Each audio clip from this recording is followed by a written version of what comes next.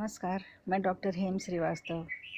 सवाल है कि कोरोना काल में भारत की माली हालत का क्या, भारत की जीडीपी का क्या होगा। यद्यपि मुझे अर्थव्यवस्था की बहुत समझ नहीं है, मैं बहुत साधारण इंसान और एक भारतीय नागरिक होने के नाते भारत की चिंताओं से रूबरू हूँ और उसके बारे में बात करना आवश्यक है। मैं कोई ज्ञाता नहीं हूँ और इस मामले में मेरी कोई बहुत जानकारी भी नहीं है। फिर भी जो समझ है उसके आधार पर हल्की फुल्की बातें करनी बनती हैं। कोरोना काल में क्या होगा? कोरोना काल में कितना कुछ ठप है। विदेश व्यापार हो, भारत की अर्थनीति हो, हमारे छोटे बड़े उद्योग हों, कितना कुछ पूर्ण रूप से और आंशिक रूप से ठप है। बस कुछ ही सेक्टर्स होंगे जो कि सही तरीके से काम कर पा रहे होंगे, जैसे कि फार्मास्यूटिकल एक्सेट्रा एक्सेट्रा एक्सेट्रा। तो एक बहुत बड़े अंतर्राष्ट्रीय फोरम ने भारत की जीडीपी के बारे में आकलन करते हुए कहा था करीब कई महीने पहले कि यह भारत की जीडीपी 13-14 भी रह सकती है, परसेंट भी रह सकती। तो इतनी ज़्यादा जीडीपी के छलांग की भी आशा की जा सकती थी। तो यह बहुत सारे देशों को चौकन्ना करने के लिए काफ़ी था, खासकर भारत जिनसे आयात करता है और उन्हें पेट्रो डॉलर में के रूप में उसे पूरा करता है, अदायगी करता है। उनका चौकन्ना होना स्वाभाविक था। इसके अलावा हम ये देखें कि बैलेंस ऑफ पेमेंट कैसे होता है। भारत की कमाई का बहुत बड़ा हिस्सा पेट्रोल खरीदने में निकल जाता है। पेट्रोलियम भारत में बड़ी मात्रा में खपत होता है और इसका जो पेमेंट है वो भारत विदेशी करेंसी के रूप में करता है। तो भारत का बड़ा हिस्सा, कमाई का बड़ा हिस्सा वैसे निकल जाता है। फिर आय होने का, अगर आय ये कहाँ से आए, फॉरेन करेंसी आए कहाँ से, तो ये एफडीआई के माध्यम से आता है, जो कि भारत में इन्वेस्टमेंट के तरीके से होता है। विदेशी कंपनियां आती हैं, भारत में कारोबार करके जो आय होती है उसका कुछ हिस्सा भारत में रहता है।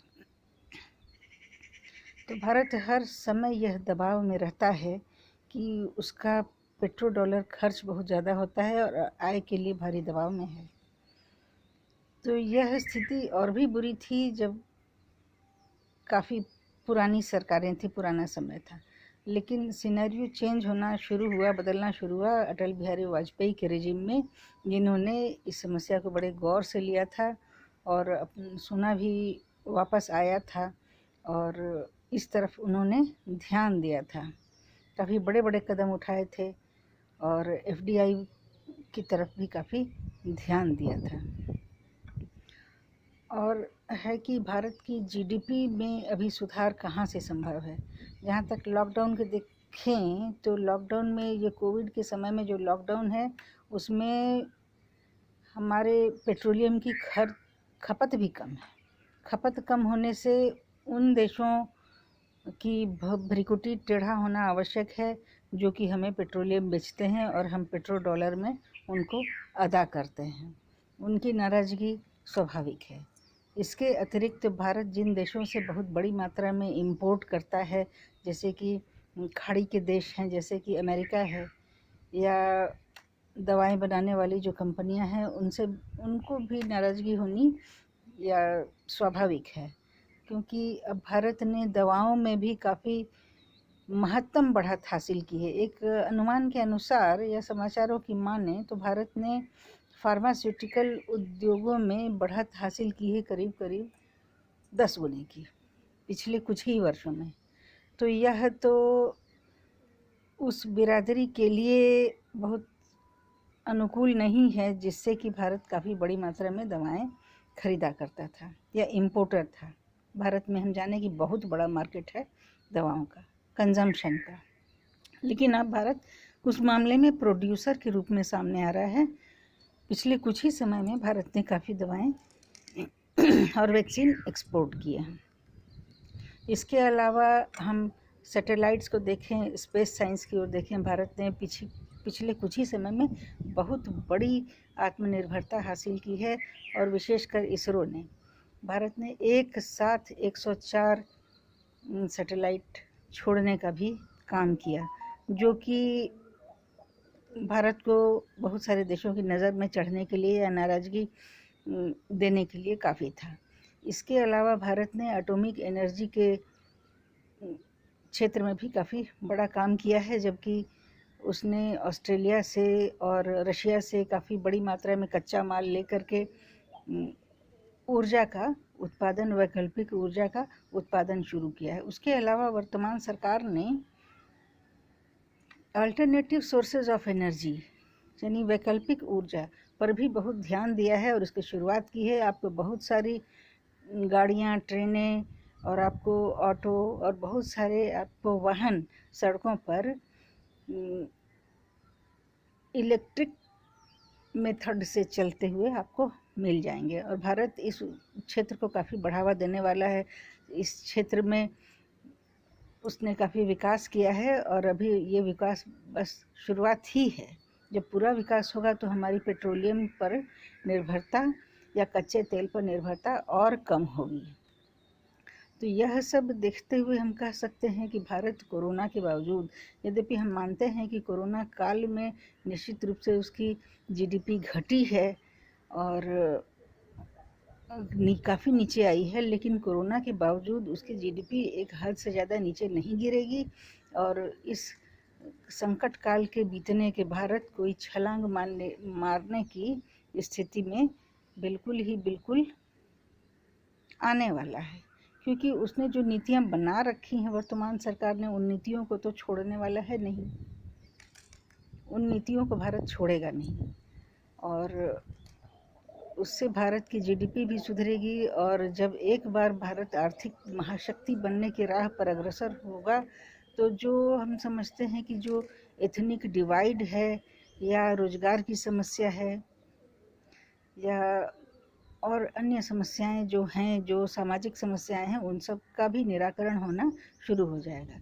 इसके अतिरिक्त भारत ने एमएसएमई सेक्टर को भी काफ़ी बढ़ावा देने का काम किया है। एमएसएमई के तहत तरह तरह के कर्जे ऑफ़र किए जाते हैं जिससे कि कोई भी अपना स्वरोजगार शुरू कर सके। और एक नौकरी वाला जो माइंडसेट है कि हमें नौकरी ही करना है, किसी भी प्रकार की नौकरी मिल जाए, तो इस माइंडसेट से भारत की जनता कभी न कभी निकलने की ओर अग्रसर होगी।